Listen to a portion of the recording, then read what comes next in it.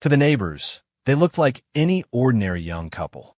Beautiful, charming, full of life. Karla Homolka and Paul Bernardo seemed like the perfect match. She, the golden-haired veterinarian assistant. He, the handsome salesman with a smooth smile. But behind closed doors, they hid a darkness that would shock an entire nation. What began as a passionate romance soon spiraled into one of the most disturbing crime sprees in Canadian history. Together, they committed acts so cruel, so calculated, that the media would forever label them Canada's killer couple. Paul Bernardo was a smooth talker, a charmer, someone who drew people in with his smile. Karla Homolka was the perfect counterpart, pretty, eager to please, and completely devoted to him. To the outside world, they looked like a love story in the making. But behind the masks, Paul and Karla were feeding each other's darkest desires. But this was no ordinary relationship. Together, they would lure, manipulate, and destroy. Their victims? Innocent young women. Their motives? A cocktail of obsession, lust, and cruelty. The nation would learn their names after the discovery of videotapes, horrifying evidence of what this couple had done. And when the truth came out, the world would recoil in disgust.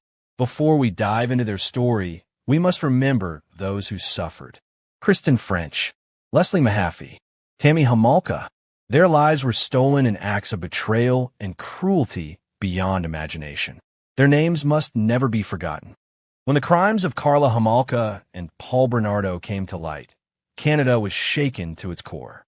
The brutality of their acts, combined with Karla's plea bargain, later called the deal with the devil, sparked outrage that still lingers decades later. How could a young woman become an accomplice to such evil? How could a relationship built on love spiral into sadism and murder? This is the story of Canada's most infamous killer couple, a story of obsession, betrayal, and a partnership forged in darkness. But to understand how they became monsters, we must first understand how they began. Paul Bernardo, Karla Homolka, two paths destined to collide and destroy everything in their wake. Every crime has a beginning.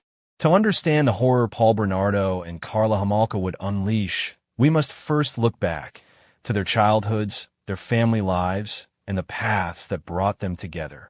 Paul Kenneth Bernardo was born in 1964 in Scarborough, Ontario. Outwardly, his family was typical, middle-class, suburban, the picture of Canadian normalcy. But behind closed doors, dysfunction was festering. Paul's father, Kenneth, was abusive and sexually deviant.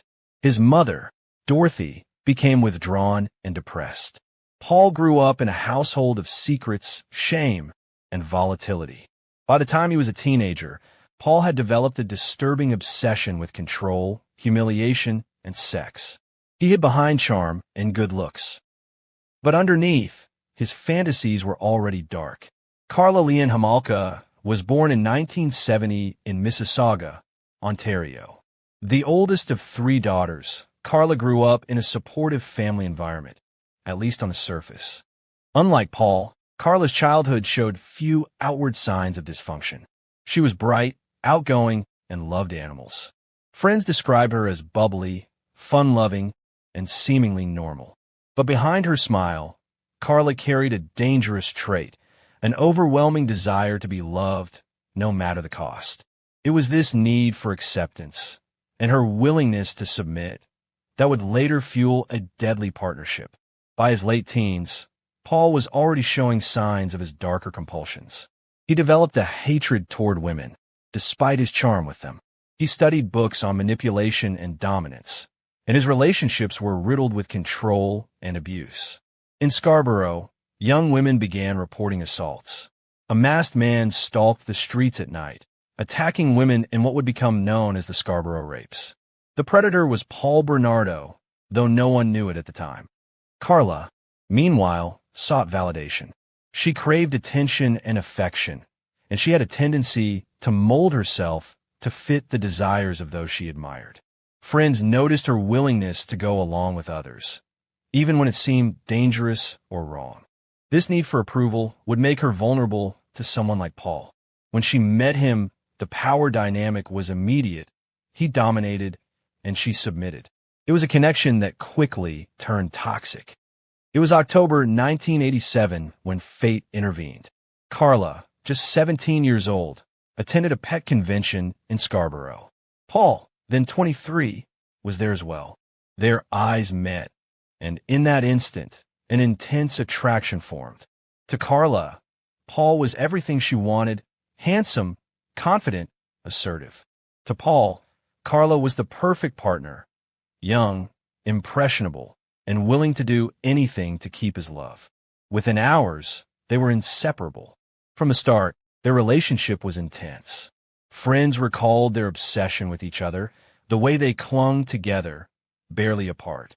But what seemed like young love quickly revealed itself as something far darker. Paul's fantasies grew bolder, more violent, and Karla, desperate to keep him, began to participate. She gave in to his demands, no matter how disturbing. Their bond was sealed not in love, but in cruelty. Two broken souls had found each other, one obsessed with domination and violence, the other desperate to please at any cost. Together, Paul Bernardo and Karla Homolka would step onto a path of destruction, one that would claim innocent lives and leave a scar on Canada forever. Every dark story has a beginning. For Paul Bernardo, the descent into terror began long before he met Karla Homolka. His obsession with control, humiliation, and violence would eventually entangle the young woman who adored him. And together, they would become unstoppable. Paul Bernardo, in his late teens and early 20s, became known to authorities as the Scarborough Rapist. He stalked women at night, breaking into homes, attacking and sexually assaulting them. His crimes were calculated, predatory, and terrifying. No one suspected he would escalate to murder. But beneath the charming exterior, a killer was lurking, honing his skills in secrecy and silence. Karla, still a teenager, was captivated by Paul's confidence and dominance. What might have been red flags to anyone else only deepened her infatuation. She was willing to bend, adapt, and obey, even when it involved illegal activity. Karla's willingness to follow him created a dangerous synergy. Paul's obsession met her compliance. Their bond was no longer just romantic, it was criminal. By 1989, Paul and Karla were committing crimes together. While Paul led, Karla assisted, initially with smaller acts of theft and deception, but gradually escalating. Their partnership became a rehearsal for greater horrors. The thrill of getting away with small crimes emboldened them. Each act reinforced their bond. Each shared secret tightening the twisted loyalty between them. Paul's fantasies were not confined to theft or assault. They were dark, violent, and sexual. He began discussing abduction, torture, and murder. Karla listened and eventually agreed to participate. The seed of complicity had been planted. It was one thing to commit a crime in secret. It was another to involve someone else willingly, someone who would enable, support, and eventually co-lead the atrocities. The first victim within their intimate circle would be Karla's own sister, Tammy Homolka. In December 1990, under the guise of a playful prank and sedation, Paul and Karla administered drugs to Tammy. What began as a cruel joke quickly turned fatal. Tammy's death was accidental in the sense that Paul hadn't intended to kill her that night, but the recklessness, the callousness, and Karla's participation marked the start of a dark pattern. Manipulation, deceit, and murder intertwined. After Tammy's death, instead of breaking apart, Paul and Karla's bond strengthened. They covered up the crime, rewrote their narrative, and leaned on each other. The thrill of secrecy and the sense of invincibility drew them further into darkness. From this point, their crimes escalated, from manipulation and sexual assault to premeditated murder. Together, they became more than a couple in love. They became a deadly partnership. The Scarborough rapes, the death of Tammy Homolka, these were only the beginning. The duo would soon claim the lives of Kristen French and Leslie Mahaffey, shocking Canada and the world. The videotapes documenting their actions would expose a depravity beyond imagination. Paul Bernardo and Karla Homolka had crossed a line from which there would be no return. Their dark partnership was fully formed. The world would soon witness the horrifying consequences of love twisted into obsession and violence. By the early 1990s, Paul Bernardo and Karla Homolka had escalated their crimes. No longer content with manipulation and sexual assault alone, they turned to abduction, captivity, and eventually murder. The victims, innocent young girls, whose lives would be stolen in acts of unspeakable cruelty. Leslie Mahaffey, 14, was a bright and lively teenager from Burlington, Ontario. On June 15, 1991, she was taken from her home by Paul Bernardo. The abduction shocked the community, though no one could have imagined the horrors that awaited her. Paul held Leslie captive in a soundproofed area of his home. Karla was present, helping him control and manipulate the young girl. For days, Leslie endured abuse, humiliation, and terror, powerless against the couple's calculated cruelty.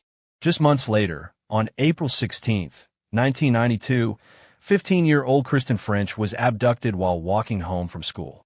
Like Leslie, she became a prisoner in Paul Bernardo's home, a pawn in the couple's sadistic games. Kristen's abduction marked a terrifying pattern. Paul, as the aggressor, Karla, as the enabler. She would help him gain control, monitor the victims, and ensure the secrecy of their crimes. Their bond had twisted into a partnership of terror. Both Leslie and Kristen were held captive for days. They were threatened, degraded, and forced to comply.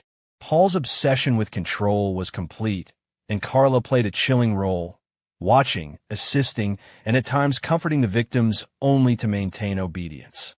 The victims' days were a nightmare of fear, isolation, and psychological torture. Their abduction left communities paralyzed with fear, parents terrified to let their children out of sight.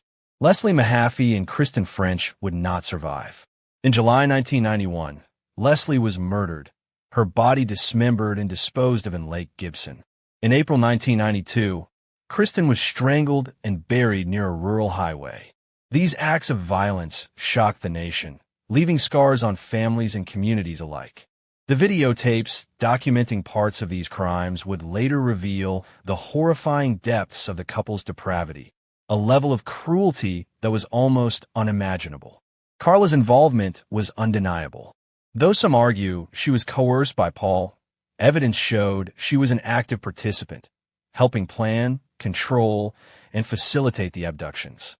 Her compliance made her complicit in acts that would haunt Canada forever. Her dual role, loving girlfriend and enabler of murder, made the story even more disturbing. The line between victim and perpetrator blurred in horrifying ways. The abductions and murders sent shockwaves across Ontario. Parents, schools, and law enforcement were gripped by fear. Media coverage intensified, painting Paul and Karla as Canada's most infamous criminal couple. Every discovery, every revelation deepened public outrage. The nation demanded answers, and eventually justice. Despite their confidence and secrecy, mistakes began to surface. Evidence, small at first, slowly accumulated. The videotapes, which would later shock the nation, were hidden in plain sight. And soon, the couple's reign of terror would come to an end. The abductions and murders were only the beginning of the story. The investigation, the growing body of evidence, and the eventual arrest would expose a truth more horrifying than anyone could imagine. Paul Bernardo and Karla Homolka's dark secret was about to unravel, and the nation would watch in shock. Even the most calculating criminals leave traces. For Paul Bernardo and Karla Homolka, the cracks were beginning to show. Their reign of terror had gone unnoticed for years, but small mistakes, suspicious neighbors, and the relentless work of law enforcement would soon unravel their carefully constructed world. While the world outside remained unaware, tensions simmered inside the Bernardo Homolka household. Karla, once obedient and compliant, began to fear Paul's escalating aggression. Paul, increasingly erratic, demanded more control, more secrecy, and more participation in his dark fantasies. The bond that had made them lethal partners was now fraying under the weight of paranoia and brutality. Despite their careful planning, mistakes began to accumulate. Witnesses recalled seeing the girls with Paul. Neighbors noticed suspicious behaviors. Small pieces of evidence began to coalesce, hinting at the horrific truth. Each oversight brought the couple closer to exposure. The seemingly perfect facade of their relationship was cracking, revealing the monsters within. Police were investigating Paul Bernardo for the Scarborough rapes. Forensic evidence, witness testimonies, and DNA analysis were slowly painting a picture of his crimes. The murders of Leslie Mahaffey and Kristen French were still unsolved, but investigators were closing in. Each strand of evidence, each forgotten detail, brought them closer to the shocking discovery, a discovery that would shake Canada to its core. Karla's role in the crimes became harder to conceal. She had been an active participant in the abductions, captivity, and the cover-ups. Law enforcement pieced together her involvement through interviews, inconsistencies, and evidence from the videotapes. Her carefully constructed narrative of innocence was beginning to crumble under scrutiny. Paul Bernardo was arrested in 1993 following the DNA link to the Scarborough rapes and other evidence. Karla Homolka, initially portrayed as a scared accomplice, faced questions about her own involvement. Police discovered the videotapes documenting their crimes, a horrifying revelation that would shock the nation. The videotapes were more than evidence. They were proof of the darkest corners of human depravity. And for Karla and Paul, the walls had finally closed in. The arrest of Paul Bernardo and the involvement of Karla Homolka sent shockwaves across Canada. Media outlets covered every detail, public outrage grew, and families of victims demanded justice. The story of the killer couple became a national obsession. For the nation, the crimes were unimaginable. For the couple, the consequences were about to be decided in the courtroom. The arrests were only the beginning.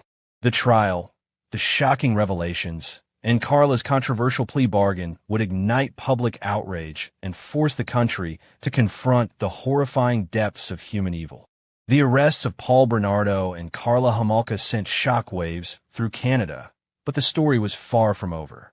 The trial would reveal the extent of their crimes, and the nation would confront a moral dilemma: how to punish a woman complicit in acts of unimaginable evil. Paul Bernardo's trial began in 1995.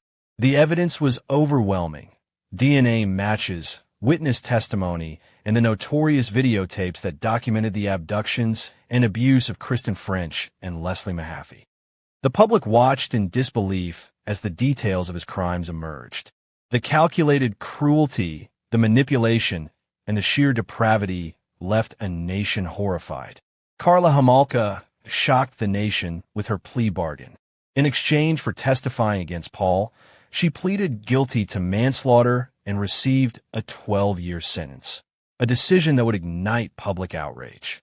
Many saw her as a victim of Paul's manipulation, while others viewed her as an active participant in the murders.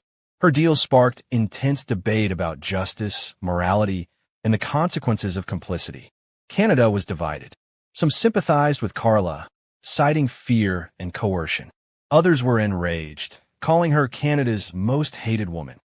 Vigils for the victims were held across the country, and media coverage intensified. The debate touched every corner of the nation. Could a woman who participated in such crimes ever be forgiven? Or did the plea bargain betray the memory of the victims? During the trial, harrowing testimonies painted a vivid picture of Paul's violence and Karla's involvement. Witnesses recounted the manipulation, control, and terror inflicted on the victims, as the videotapes revealed the darkest moments of their lives. Each piece of evidence reinforced the chilling reality. The couple's crimes were calculated, deliberate, and devastating. Justice was complicated by Karla's cooperation and her plea deal. Paul Bernardo was convicted of multiple counts of murder and sexual assault, receiving a life sentence without parole. Karla Homolka, having served her plea bargain, was sentenced to 12 years, a decision that would remain controversial for decades. The verdicts brought relief to some, but outrage to others. The nation struggled to reconcile justice with legal strategy, morality, and public sentiment. The verdicts brought relief to some, but outrage to others. The nation struggled to reconcile justice with legal strategy, morality, and public sentiment. Every detail of the trial was dissected in newspapers, on television, and later online. Public fascination with the killer couple intensified, making the Homolka-Bernardo case a cautionary tale of love turned deadly. The world watched as the court proceedings unfolded, captivated by the story of two people who had betrayed love, humanity, and trust itself.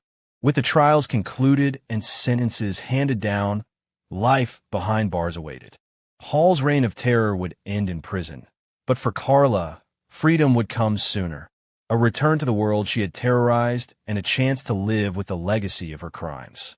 Karla Homolka, once the charming young woman at the center of a shocking crime spree, was now inmate number 38743. The walls of Kingston Penitentiary would become the stage for reflection, fear, and the slow reckoning with the consequences of her actions. Karla entered prison in 1995, facing not only confinement, but the intense scrutiny of a public that had branded her a monster. Guards, inmates, and the media all had their eyes on her. Her every move would be watched, dissected, and judged. The transition from suburban life to maximum security prison was stark. Karla's world had changed overnight. Prison life forced Karla to confront her actions. Alone in her cell, she grappled with fear, shame, and the enormity of what she had done. Though some claimed she had been coerced by Paul, the reality of her active participation weighed heavily. Nightmares and regrets became her constant companions. Each day was a reminder of betrayal to her family, the victims, and herself. Prison demanded routine, discipline, and adaptation. Karla learned the unspoken rules of inmate life, navigated social hierarchies, and found small ways to assert control in an environment dominated by authority. Despite the harsh environment, Karla found ways to cope. Education programs, correspondence with family, and moments of introspection that would shape her understanding of herself. Even behind bars, the world did not forget Karla Homolka. News outlets covered her every move, and public fascination remained intense. Letters from the media, inquiries, and debates about her eventual release followed her constantly. Prison was not just confinement. It was a spotlight, forcing Karla to live with the legacy of her crimes every day. Time in prison allowed for reflection. Karla wrote letters to her family, thought about the victims, and faced the reality that her actions had caused unimaginable pain. The psychological weight of guilt and shame became part of her daily existence. While some argued that she showed genuine remorse, others believed it was too little, too late. The debate over Karla's rehabilitation and moral accountability would continue long after her release. On July 4, 2005, after serving 12 years, Karla Homolka was released from prison. The gates opened to a world she had left behind, a world that remembered her crimes vividly, a world ready to judge, forgive, or fear her. Freedom did not erase the past. Every step outside those walls carried the weight of her actions and the public scrutiny.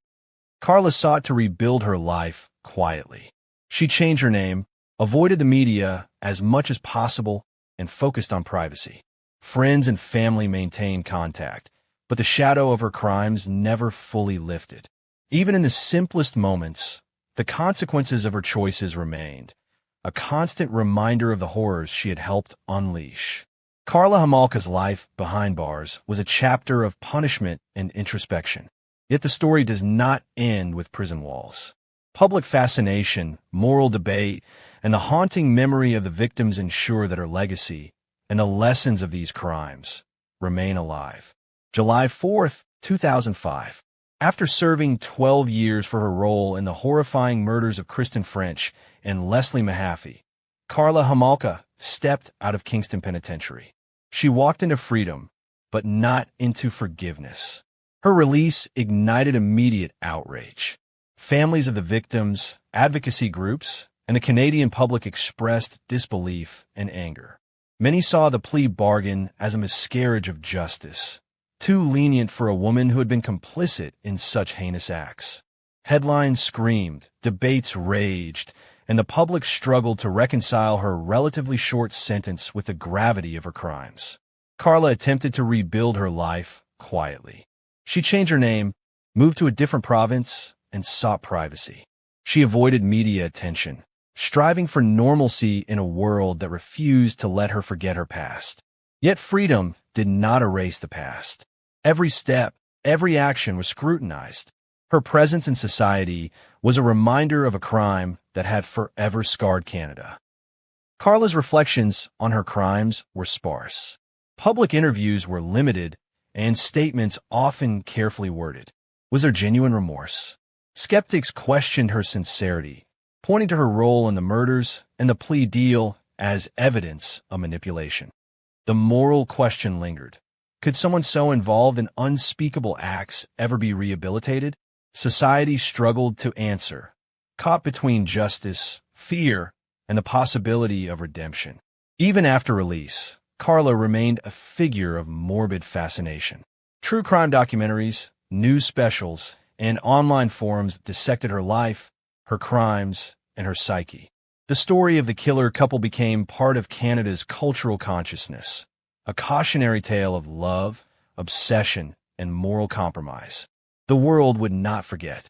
The victims' families, the media, and the public ensured that their names, Kristen French, Leslie Mahaffey, Tammy Homolka, remained central to the narrative, a testament to the lives lost. The legacy of Karla Homolka and Paul Bernardo extends beyond the crimes themselves. It raises profound questions about complicity, coercion, and the nature of evil. How do we judge someone who is both a victim and a perpetrator? Can society reconcile legal outcomes with moral expectations? These questions continue to spark debate, ensuring that the story of Canada's killer couple remains a haunting chapter in the nation's history. The story of Paul Bernardo and Karla Homolka does not end with prison walls or public outrage. Their crimes, the victims' memories, and the unresolved questions about justice continue to haunt the nation. In our final chapter, we reflect on the enduring impact of the killer couple, a story of obsession, betrayal, and the consequences of darkness intertwined with love. The story of Karla Homolka and Paul Bernardo is more than a tale of crime. It is a story of obsession, betrayal, and the darkness that can exist behind the masks of normalcy. Even decades later, the legacy of their crimes continues to haunt Canada. At the heart of this story are the lives stolen. Kristen French, Leslie Mahaffey, Tammy Homolka. Their memory is a solemn reminder of innocence lost and the consequences of unchecked evil. Memorials, vigils, and foundations honor them, ensuring they are never forgotten. In every recounting of this story, their names echo, the true victims whose lives were cut tragically short. The crimes of Paul and Karla transformed into a cultural obsession. Documentaries, books, and news specials dissected their lives, crimes, and psychology. The world became fascinated by the couple's dark dynamic, a cautionary tale of love turned lethal. The media's attention ensured that their story was immortalized, a grim reminder of how evil can hide in plain sight. The Homolka-Bernardo case raises enduring moral questions. Was Karla a victim of Paul's manipulation or an active accomplice? How does the legal system balance justice with plea bargains and cooperation? Can society ever forgive such acts? These questions remain unanswered, leaving society to grapple with the uncomfortable truth. Evil is complex, and justice is often imperfect. Psychologists and criminologists study the case to understand the dynamics of coercion, compliance, and shared psychopathy. The duo exemplifies how obsession, power, and manipulation can create a partnership capable of unimaginable horror. The lessons learned extend beyond crime. They serve as a chilling study in human behavior, warning society of the potential for darkness within relationships. Beyond the headlines and trials, the story forces society to confront uncomfortable truths about complicity, denial, and the failure to recognize warning signs. Communities, families, and individuals are reminded to stay vigilant and protect the vulnerable. The crimes of Paul and Karla left an indelible mark on the nation, shaping public policy, school safety measures, and discussions about criminal psychology. The tale of Karla Homolka and Paul Bernardo is one of darkness intertwined with intimacy. It challenges perceptions of love, loyalty, and morality. It reminds us that appearances can deceive, and that evil often wears a familiar face. As the years pass, the world remembers not only the horror, but the lessons. The victims' voices remain, the society's conscience is stirred, and the chilling legacy of Canada's killer couple endures. Evil, when hidden behind charm and devotion, can thrive for years. And though justice may be served, the shadows of their crimes linger, a haunting reminder that some stories never truly end. Kindly subscribe, like, and comment. Thanks for watching.